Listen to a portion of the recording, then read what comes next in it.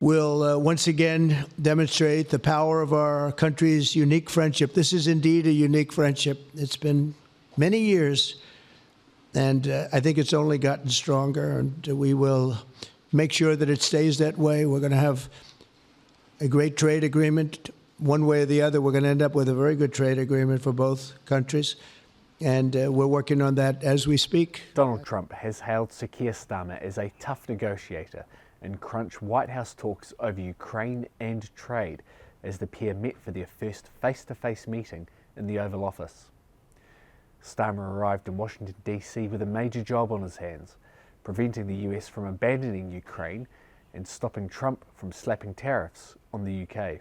Fears were raised the president could give Starmer a frosty reception as the larger-than-life Trump butted up against the collected but sometimes reserved Prime Minister. The meeting also came just days after Trump had shared a very rough handshake with French President Emmanuel Macron when he visited the Oval Office on Monday on much the same mission. But fears for Starmer were allayed when Trump met the PM at the door to the West Wing and greeted his guest with a beaming smile and a slightly less firm handshake. Once inside the Oval Office, Starmer played his trump card, handing Donald a hand-signed note from the King inviting him to Britain. The PM teed off the Oval Office meeting with Trump by whipping out the special invitation to the Royal Mad President, inviting him to swing by Balmoral in an unheard-of second state visit.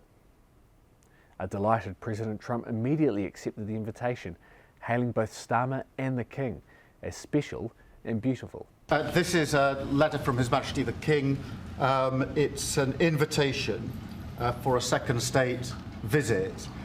This is really special. This has never happened before. This is unprecedented. And I think that just symbolises the strength of the relationship between us. So this is a very special letter. I think the last state visit was a tremendous success. It was. His Majesty the King wants to make this even better.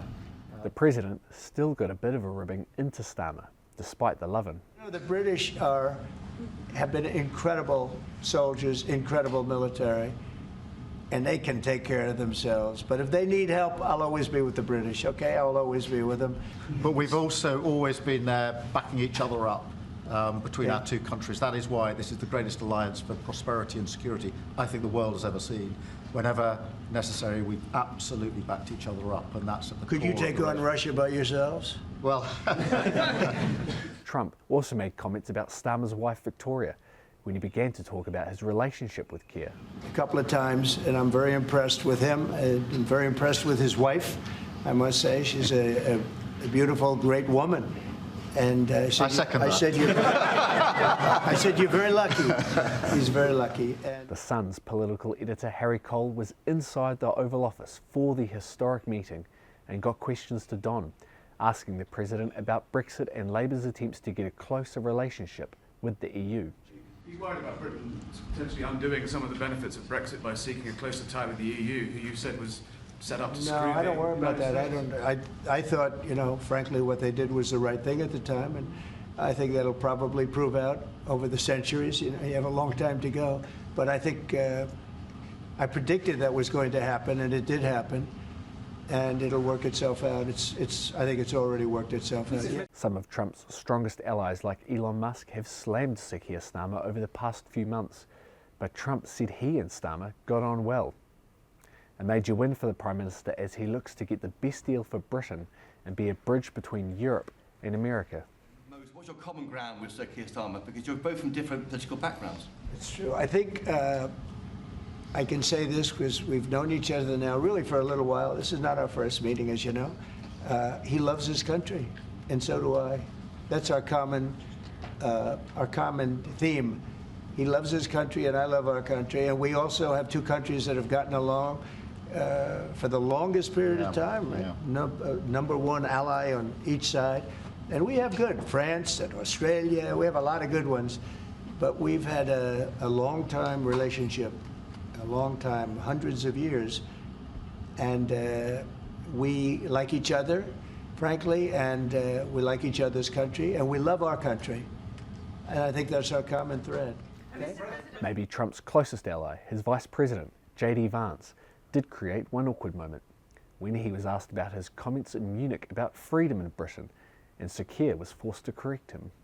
In his remarks at the Munich Security Conference, Vice President Vance condemned free speech violations in the UK, particularly. Could you respond? What is your message? I have an idea. We have the man right here. Come on. Let's go, JD. We're putting you on stage. Great. Yeah, look, I said what I said, which is that we do have, of course, a special relationship with our friends in the UK and also with some of our European allies, but we also know that there have been infringements on free speech that actually affect not just the British, of course, what the British do in their own country is up to them, but also affect American technology companies and by extension American citizens. So that is something that we'll talk about today at lunch. We've had free speech for a very, very long time in the United Kingdom, and it will last for a very, very long time. Well, no, I mean, certainly we wouldn't want to reach across US citizens, and we don't, and that's absolutely right. But in relation to free speech in the UK, I'm very proud of our history there. Trump and Starmer then held a press conference in the East Room of the White House, where the president revealed a familiar face was back inside the Oval Office. I'm pleased to say that the bust of one of the Prime Minister's greatest predecessors, Winston Churchill, is now back in the rightful place in the Oval Office, and we're very proud of it. Our meeting today and the various breakout sessions we had were tremendously productive. Most importantly, I provided the Prime Minister with an update on our efforts to end the bloody and horrible war in Ukraine with Russia.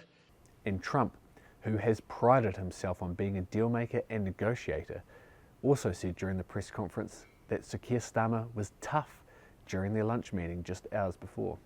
He tried. He was working hard, I'll tell you that. He earned whatever the hell they pay him over there. But he tried. I think there's a very good chance that in the case of these two great friendly countries, I think we could very well end up with a real trade deal where the tariffs wouldn't be necessary.